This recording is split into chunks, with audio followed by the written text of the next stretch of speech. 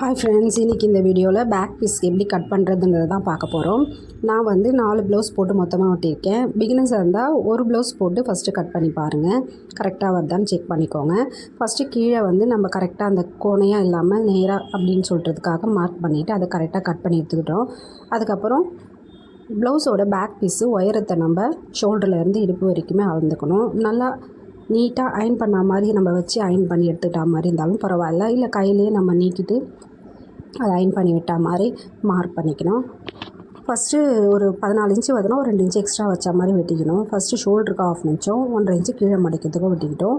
அதுக்கப்புறம் ஒரு பாடி பீஸ் ஒரு 38 இன்ச்சு வருதுன்னா அதை 4ஆக பிரிக்கணும்னு சொல்லுவாங்க. 4ஆக பிரித்தோம்னா நம்மளுக்கு கஷ்டமாக இருக்கிற மாதிரி தெரியும். இப்படி இன்ச்சு டேப்பை 4 ஃபோல்டாக போட்டு அது எவ்வளோ வருதோ அதை மார்க் பண்ணிக்கலாம். எக்ஸ்ட்ராவாக 1.5 இன்ச்சு நம்ம ஸ்டிச்சிங்க்கு விட்டுட்டு அதை மார்க் பண்ணிக்கணும்.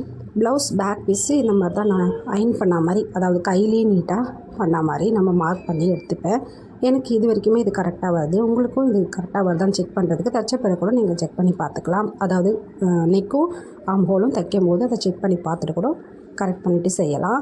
இந்த வீடியோ பிடிச்சிருந்தா உங்களுக்கு லைக் கொடுங்க, ஷேர் பண்ணுங்கள், மறக்காமல் சப்ஸ்கிரைப் பண்ணுங்கள், பக்கத்தில் இருக்க பெல் ஐக்கானை கிளிக் பண்ணிவிடுங்க. பாய். அடுத்த வீடியோவில்